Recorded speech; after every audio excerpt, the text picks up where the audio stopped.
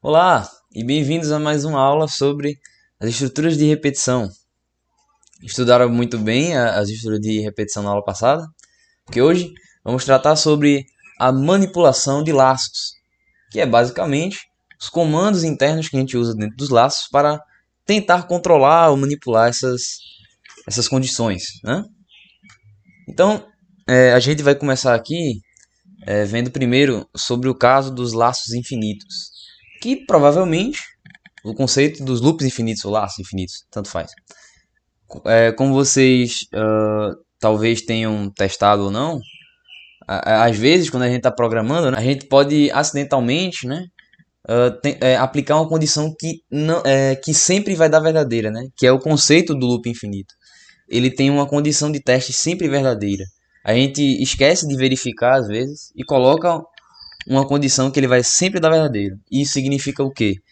Que as instruções que estão dentro desse laço sempre, como eles estão sempre dando verdadeiro, eles sempre vão rodar, né? Eles não vão ter um limite para parar, porque não existe nenhum tipo de parada para esse teste.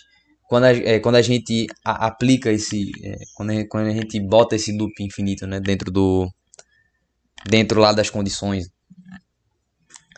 E isso é um erro comum entre programadores iniciantes. Quando um exemplo, vocês agora que estão acompanhando essas aulas, talvez vocês possam ter cometido esse tipo de erro.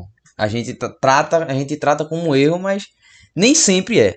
Mas quando a gente está começando e quer aplicar o conceito da forma mais pura possível, né, mais direta, tecnicamente isso é considerado um erro, porque você sempre está botando um laço finito sem um critério, né? Sem uma parada, sem uma forma daquele loop terminar. E dependendo da quantidade de instruções que tem dentro desse laço e da quantidade do tamanho do arquivo desse programa que você está aplicando, podem causar efeitos colaterais. O loop infinito tem lados ruins e lados bons. E aqui a gente vai tratar primeiro o lado ruim dele. E eles afetam diretamente no seu computador. Primeiramente, ele trava. Geralmente ele trava o computador e o programa, né? O programa para de responder e se o loop for, se as instruções ou a complexidade do seu programa for muito grande, eles podem travar até o computador. Isso causa um acúmulo de memória no sistema, porque ele vai acumular diversas e diversas memórias repetidas, né? Então isso vai acumular a memória RAM do seu sistema e isso ocasionando o travamento do programa e do computador e o consumo excessivo de processamento, porque quanto mais memória tecnicamente inútil, porque ele está sendo repetido infinitamente, vai sendo armazenada, o computador precisa de mais processamento para processar todos aqueles dados infinitos, né? E com isso, chega um momento em que a velocidade máxima da CPU é estourada e o computador não consegue mais processar. E com isso causa o travamento dos computadores, né? Isso é uma forma de travar o computador. Por isso que no começo não é recomendado aplicar o conceito de loop infinito, porque existem esses tipos de consequências, né?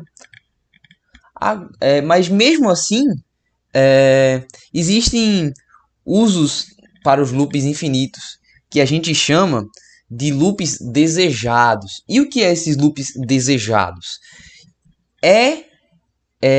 A gente aplica o loop infinito, só que a gente faz com que o uso desse loop infinito tenha uma parada. Só que é uma parada que a gente força o programa ou o usuário a fazer com que a gente com que a gente quer, né? Forçar o usuário que está fazendo lá, né, que está mexendo no programa, a aplicar uma determinada condição que você queira. Então você aplica uma condição infinita em que qualquer outra coisa que ele colocar vai dar errado, mas a condição que você colocou que dá certo encerra esse loop. Então é um tipo de loop infinito, mas ele tem uma parada. Só que não é uma parada lógica, não é uma parada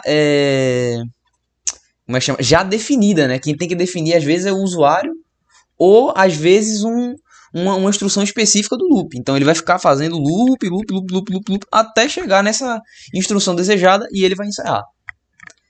E agora a gente vai, para fixar essas informações que eu acabei de dar, a gente vai para um exemplo, né? Um exemplo prático. Aqui primeiro a gente vai testar um programa simples de laços infinitos, só que esse aqui é um exemplo de laço infinito que vai ficar somando infinitamente. Eu até botei uma condiçãozinha aqui para ver se realmente estava dando infinito ou não, mas isso aqui deixa a parte, né? Porque a gente vai ver depois, porque tá usando um comando aqui, o break, que é um comando interno, né? Mas vamos tentar entender esse programa aqui. Eu simplesmente declarei duas variáveis, né? O x sendo 0 e um i contador para usar no for. Então, usando aqui, né, o conceito do for que vocês aprenderam na aula passada. Só que a diferença aqui é que eu apliquei uma condição praticamente impossível. Por quê? O i ele começa no 0, mas o i ele precisa ser maior que menos 1. E ele já é maior que menos 1. E o incremento que eu tenho aqui, ele sempre vai somando o valor i. Ou seja, ele vai somar, né, de 0, vai somar mais 1. E vai ficar somando. Esse mais 1, né, vai ficar mais 2, mais 3, mais 4. Só que essa condição sempre vai ser verdadeira. Por quê? Porque todo número que for somado a 0, né, que for somado, né, 0, 1, 2, 3, fazer a sequência, sempre vai ser igual a menos 1. Ele nunca vai dar falso, porque todo número que eu incrementar a 0, né, vai ser maior que menos 1. Então ele sempre vai ficar dando verdadeiro. E aí eu botei ele para imprimir um exemplo aqui, né? X ele vai somar infinitamente. Porque eu botei o x aqui para ficar mais simples, né? Para não dar qualquer problema. Eu botei outra variável. E aqui eu botei ele aqui para incrementar e aqui para printar esse x. Então, esse laço aqui, né, que está determinado, que está implicitado aqui, ele sempre vai dar verdadeiro, porque essa condição aqui nunca vai dar falso, né? Não tem como dar falso com essas condições propostas. Agora sim, agora o mouse está funcionando. Para essa condição aqui, né? Então, vamos verificar aqui. Eu tenho um comando aqui para ele parar. Então, tá vendo aqui em cima, né, que eu botei não usar? Por que não usar? Porque causa aquele problema. Vocês vão ver aqui. Vamos compilar aqui o programa. GCC teste loop. E teste loop .x. Compilou. Agora vamos lá. Vou ter que fazer rapidão aqui. Vamos lá. Ponto. Não. Assim.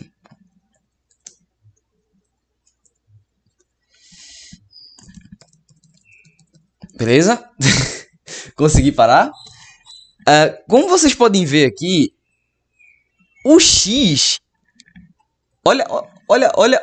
Eu botei aqui a quantidade do x, né? Olha a quantidade de vezes que esse loop rodou sem parar, né? Eu botei x soma infinitamente. E aqui o valor de x. Olha quantas vezes esse x rodou, né? Eu tive que aplicar um comando que tem aqui no servidor para ele parar. Porque senão ele não parava. Olha quantas vezes ele rodou. Ele rodou 20.061 vezes, né?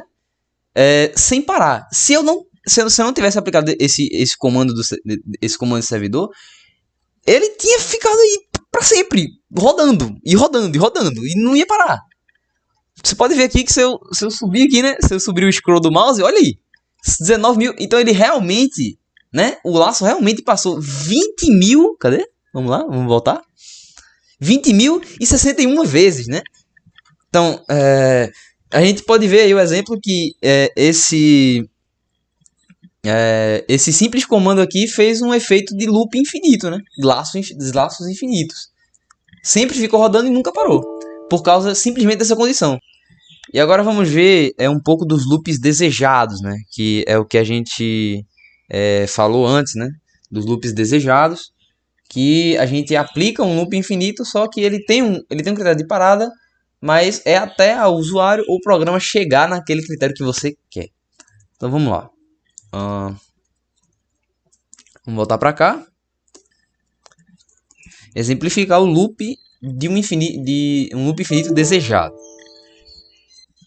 Eu aqui apliquei por caractere, né? Botei um char, que ele vai pegar um caractere, né? E um int m para deixa eu ver para que eu botei esse int m. Sim, para contar aqui, né? Sim, só eu botei esse int m somente para ele printar uma vez essa frase aqui, para ele não, pro while não ficar printando isso aqui o tempo todo. Sim, verdade. Aí aqui no printf eu botei aqui digite uma letra, né? Porque é char. E a letra que o usuário digitar, o programa ele vai pegar, né? Com o comando getChar, vai aplicar a variável n. E se, né? Aqui já vem o loop, né? Se o n for diferente do caractere a, ou seja, o a minúsculo, né? Tem que ser o a minúsculo. Então, digitar uma letra. Se ele for diferente do a minúsculo, ele vai somar o n mais 1, né? Se o n for igual a 1, ele vai dizer: eu acho que não é a letra correta, continue tentando. Ou seja, o programa pede para você continuar digitando as letras. E se você digitar a letra A, ele vai sair, né? O else, ele vai pegar a próxima letra, né? Porque se não bater aqui, né? Quando ele passar uma segunda vez, ele não vai printar mais essa frase. E ele vai continuar pegando o caractere que o caractere ou os caracteres que o usuário digitar. E esse loop não vai ser terminado nunca, até o usuário digitar a letra A minúscula. E se ele digitar, aí o while acaba e ele diz esta era a letra correta, né? Que é igual a A. Ele já diz aqui, igual a, e termina o programa. Então vamos ver isso na prática, né? Vamos compilar e vamos testar. E aqui ele pede, digite uma letra.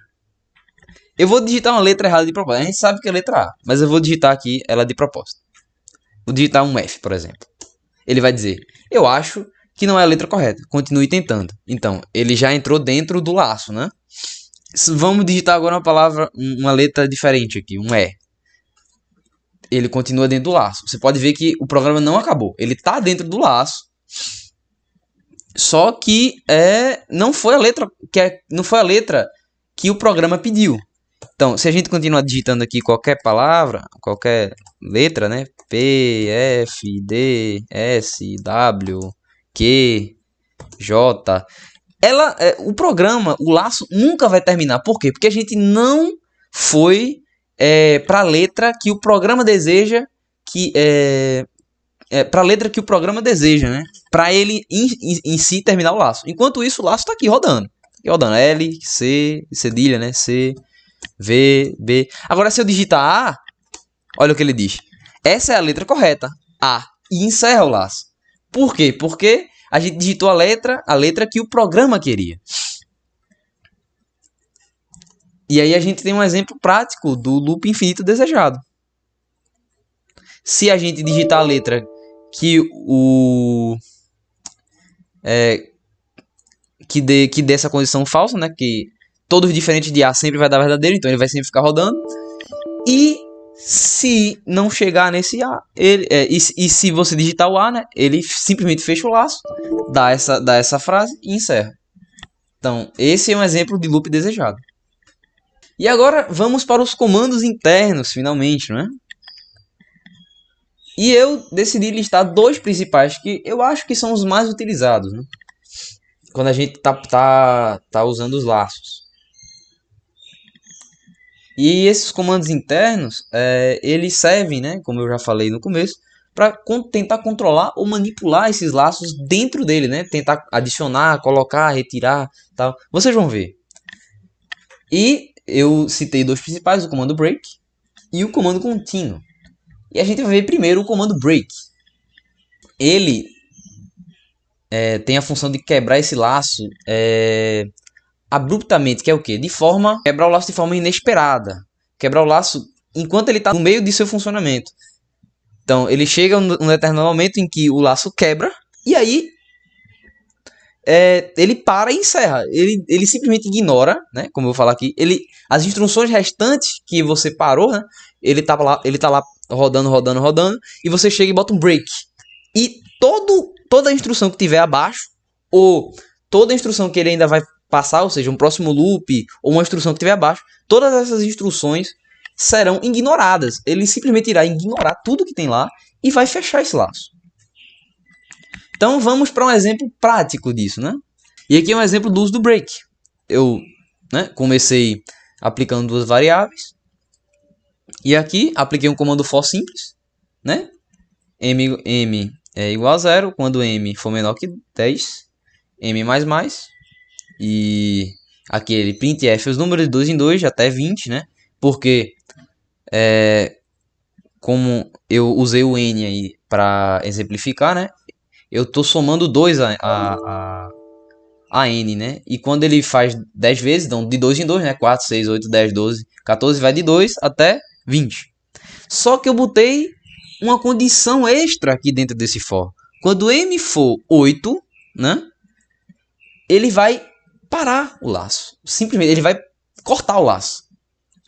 O normal seria ele exemplificar os números de 1 a 20, né? Vamos primeiro comentar isso aqui e aplicar o laço de forma normal. Compilando primeiro, claro, e aplicando o laço de forma normal. Opa.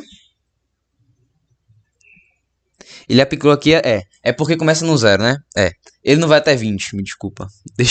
Deixa eu ajeitar aqui. Burro. Vamos lá, vamos voltar pra cá. 11, agora sim, agora vai. Agora vai de 0 a 20, né? Tá indo de 2 em 2, vai de 0 a 20. E... cadê? Pronto. Essa aqui é o normal do laço, né? Ele vai rodando 10 vezes, né? Ele rodou 10 vezes aqui, 11 vezes no caso. E vai de 0 até 20, né? De 2 em 2 até 20. Então 0, 2, 4, 6, 8, 10. Como vocês estão vendo a sequência aí, vai até 20. Agora... opa, eu compilei de novo, não era isso. Vamos voltar pro AI. Agora, quando a gente aplica essa condição extra, aplicando o break, quando o m for igual a 8, vamos ver o que acontece. Compilar de novo. E vamos testar. Olha o que aconteceu. Vamos lá. O normal seria, vocês estão vendo aqui na tela, o normal seria ele de 0 até 20. Mas ele foi de 0 até 16. Por que ele foi de 0 até 16? Porque quando ele chegou nessa condição aqui de 16, e provavelmente o m aqui, ele deu 8. E quando ele deu 8, ele caiu naquela condição de if. E o if aplicou o comando break. Então, tudo que estava abaixo, o resto, né? Ainda tinha o 18 e o 20, mas ele não aplicou aqui. Por quê? Porque o break fez parar isso, né? O break parou essa condição ali do meio. Ele parou essa condição e simplesmente ignorou, né? A parte de baixo do 18 e 20 ele ignorou. Por causa daquela condição lá do if. Se não fosse por essa condição, vocês viram lá, como quando eu comentei, ele ia de 0 até 20 normalmente, né? Ele ia de 0 até 20 normalmente, sem problemas. Então, esse é um exemplo do comando break. Ele para o comando num determinado ponto e simplesmente ignora tudo que está abaixo dele. E com isso, vamos para o próximo e último, né? Que é o comando contínuo. E o comando contínuo é um pouco mais complicadinho, mas a gente vai seguindo aqui. O comando, nas estruturas de repetição, ele pode interromper parte dessas instruções. Ou seja, não é o comando break que ele chega numa parte, para e ignora tudo que tem abaixo. O comando contínuo você pode manipular de uma forma mais dinâmica, né? Você, por exemplo, pode pegar um comando que estava num determinado... que ele ia rodar uma vez, mas a segunda você não quer que ele rode. Então ele para, não roda e volta para a terceira, né? Ele interrompe parte, ele vai por parte. Por exemplo, você foi até o quinto, né? Até o quinto, a quinta vez do laço rodar, só que a sexta e a sétima você não quer. Aí você aplica isso para a sexta e para a sétima para ele não rodar e no resto você continua, né? O objetivo é retirar as partes indesejadas, ou seja, é retirar as partes que você não quer que esse loop rode. E também tem como você adicionar novas instruções ao laço, ou seja, você chega num determinado ponto em que você quer adicionar outra instrução ou qualquer outra estrutura ou algoritmo dentro do laço. Então, você faz até um determinado momento e depois, quando chega naquele momento, né, que não terminou o laço ainda, ele vai adicionar, ou seja, ele vai continuar repetindo o que está o comando em cima e vai adicionar o contínuo que está embaixo. Então, ele vai pegar aquela parte, vai ficar rodando a quantidade de vezes que for, e quando ele chegar na meta que é para aplicar o contínuo, ele vai e adiciona, né, as novas. É o objetivo de escolher quando a instrução é ativada, ou seja, é o que eu acabei de falar. Ele vai adicionar essa nova instrução a partir do momento em que você quer. Então, vamos ver esse conceito na prática. Então, aqui eu decidi juntar os dois usos do contínuo. E bem rapidinho aqui, vamos tentar explicar os dois caminhos aqui, né? Opa, esse F7 aqui, deixa eu tirar. O uso do contínuo para cortar parte de laço, eu basicamente declaro uma variável i e toda vez que o resto dessa divisão aqui, né? Porque esse operador é de resto, for diferente de zero, ou seja, der um valor diferente de zero, um resto diferente de zero, ele vai dar contínuo, ele vai rodar o laço 10 vezes, né? E quando ele for diferente de zero, ele vai dar contínuo. E se não der, né? Se der igual a zero, se o resto der igual a zero, ele vai printar um número par. Tecnicamente, todo número dividido por 2, né? Um número dividido por 2 sempre vai ter resto zero, né? Então, ele sempre vai me responder um número par. E quando não for par, o que ele vai fazer? Ele vai dar um resto diferente de zero. E ele vai aplicar o contínuo. Ele vai cortar essa parte que o for dá ímpar. E não vai partir para essa parte aqui do printf. Ou seja, ele não vai printar esse número ímpar. Ele só vai printar o número par. Porque é o único que passa dessa condição aqui. Ele vai direto para o else, ele não vai para o if. Ele não vai dar contínuo e vai para o próximo teste de repetição, né? E ele sempre vai me dar os números pares. A gente vai ver isso logo mais. E na adição de comandos, eu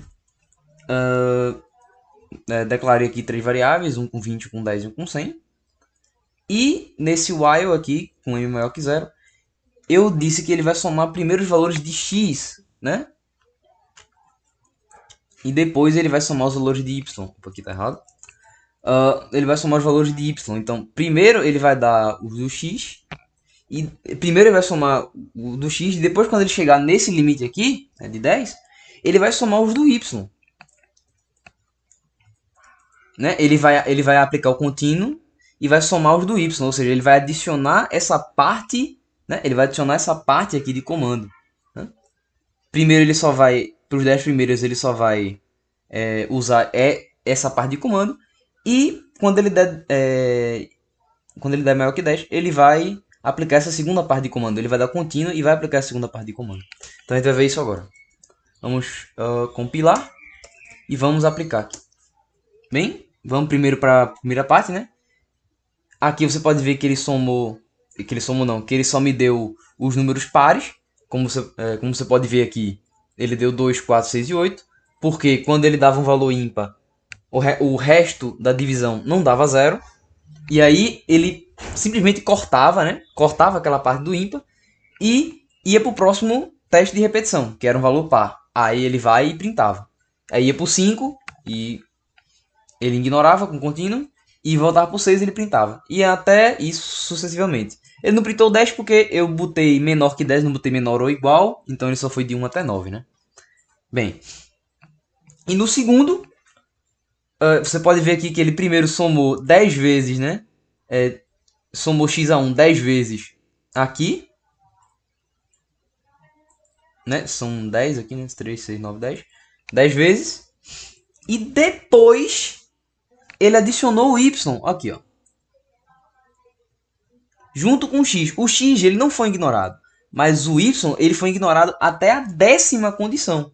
Então, quando chegou na 10ª condição, o y começou a ser adicionado. E aí o x foi junto com o y. como você pode ver aqui, ó. Foi adicionado junto com y. E é basicamente isso. Eu cortei, né? Era para ir de 1 a 10 e foi só os pares. E o outro, eu primeiro fiz o do x e depois eu queria que o y começasse na décima e ele começou aqui na décima e foi somando até dar os 20 testes de laço. E agora vamos para com o nosso aluno João Pedro, que irá falar um pouquinho dos outros dois comandos que existem uh, dentro dos loops. Olá, meu nome é João Pedro e hoje eu estarei falando sobre comandos de desvio. Na linguagem C, existem quatro comandos de desvios que realizam um desvio incondicional.